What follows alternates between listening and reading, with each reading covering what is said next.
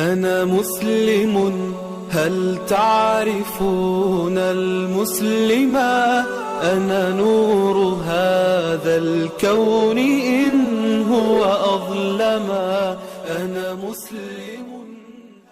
ہر نیکی کرنا اللہ کی توفیق سے ہے، مسجد میں جا کر نماز پڑھنا اللہ کی توفیق سے ہے، تو ہمیں نا اللہ تعالیٰ سے نیکیوں کی توفیق مانگنی چاہیے۔ ہمارے جو گھر ہیں نا، گھر میں مہمان آتے ہیں مختلف قسم کے، اور مہمانوں کی نا تقریباً 3 ٹائپس ہوتی ہیں۔ ایک وہ مہمان کہ جن سے ہمیں بہت زیادہ محبت ہوتی ہے، بڑے ہمارے قریبی ہوتے ہیں، جب وہ ہمارے گھر کے باہر آتے ہیں تو کیا کرتے ہیں ہم لوگ؟ انہیں کھینچ کر اندر لے آئیں، بیٹھے بیٹھے کھانا بنائیں، کھانا کھاتے ہیں۔ فوراً سے بیوی سے بولا، امی سے بولا، کھانا پکائیں کھانا پکائیں، میرے جگری دوست آئے ہیں، میرے قریبی دوست آئے ہیں، میں ان کو کھانا کھلا رہا ہوں، کھانا بنائیں۔ اور کھانا کھلانے کے بعد پھر انسسٹ کیا کہ یار لالے بات سن، آج جانے کے بجائے آج میرے پاس رات ٹھہر جاؤ، اور دل کر رہا ہوتا ہے کہ وہ یہاں سے نہ جائیں، یہیں رہیں وہ۔ ایک یہ مہمان ہے، اور ایک وہ کہ ان سے ہمیں محبت ہے، لیکن وہ آئے، ان کو آفر کیا، کھانا کھلایا، بس اتنی محبت تھی۔ اس کے بعد جی میں نے کہیں جانا ہے تو انشاءاللہ تعالی ہماری ملاقات ہوتی ہے بعد میں۔ اور ایک لوگ کیمراز میں دیکھتے ہیں کہ باہر کون آیا ہوا ہے، یا جھانک کے دیکھ لیا کہ کون آیا ہوا ہے، اور بول دیا کہ صاحب گھر پہ نہیں ہے۔ صاحب بول رہے ہیں کہ صاحب گھر پہ نہیں ہے، یہ بول دیا۔ اسی طرح یہ جو اللہ تعالیٰ کی مساجد ہے نا، یہ اللہ تعالیٰ کے گھر ہیں، حرم، مسجد نبوی، اور یہاں جو ہماری مساجد ہیں یہ سب اللہ تعالیٰ کے گھر ہیں۔ اور ہم لوگ جو جاتے ہیں، ہم اللہ تعالیٰ کے یہ لوگ مہمان ہیں، ان میں سے کچھ لوگ اللہ تعالیٰ کے محبوب ہیں، اتنے زیادہ محبوب ہیں کہ اللہ تعالیٰ انہیں وقت سے پہلے بلا لیتے ہیں، اذان سے پہلے ہی آ جاتے ہیں وہ۔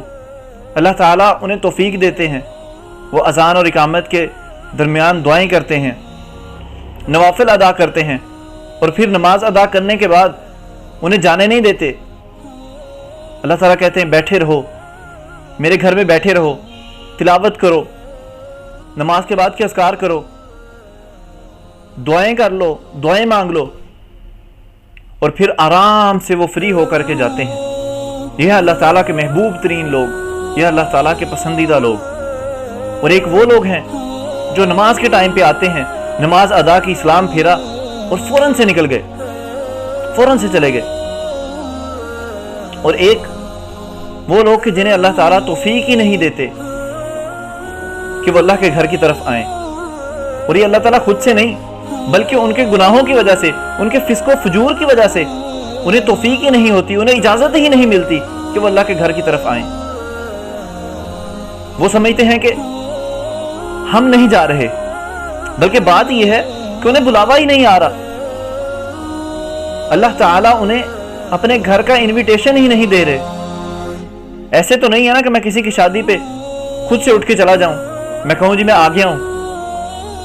اگلا بندہ انوائٹ کرے، انسان کو انوائٹ کیا جائے، پھر وہ جاتا ہے۔ اسی طرح یہ اللہ تعالیٰ کے گھر ہیں، جب اللہ تعالیٰ انوائٹ نہیں کرتے پھر وہ جا نہیں سکتے، اللہ تعالیٰ انہیں توفیق ہی نہیں دیتے ان کے گناہوں کی وجہ سے۔ اور یہ جو انسان کے گناہ ہیں نا، یہ انسان کو جکڑ کے رکھتے ہیں، انسان کے گناہ۔ تو جب بھی مسجدوں سے نماز مس ہو رہی ہو نا، تو اس کا مطلب ہے کہ ہم سے کوئی گناہ ہوا ہے، ہم سے کوئی غلطی ہوئی ہے، ہم نے ماں کی نافرمانی کی ہے، یا ہم نے کوئی ایسی بات کی ہے کہ جس سے ماں کا دل ٹوٹا ہے، یا ہم نے باپ کی نافرمانی کی ہے، یا ہم نے حرام کھایا ہے، یا ہم نے جھوٹ بولا ہے، یا ہم نے کوئی ایسا عمل کیا ہے کہ جس سے ہمارا رب ناراض ہے۔ فوراً توبہ استغفار کریں، یا اللہ ہمیں توفیق دے، یا اللہ مجھے توفیق دے۔ اور اللہ تعالیٰ اتنے ظالم نہیں ہیں اپنے بندوں پر، اللہ تو چاہتے ہیں واللہ یرید ان یتوب علیکم، میں تو چاہتا ہوں کہ میں تم کو معاف کر دوں۔ ما یفعل اللہ بعذابکم ان شکرتم وآمنتم، میں کیوں کر تم کو عذاب دوں گا؟ اللہ تعالیٰ خود قرآن میں فرماتے ہیں کہ میں کیوں اپنے بندوں کو، میں تم کو کیوں عذاب دوں اگر تم شکر گزار بن جاؤ۔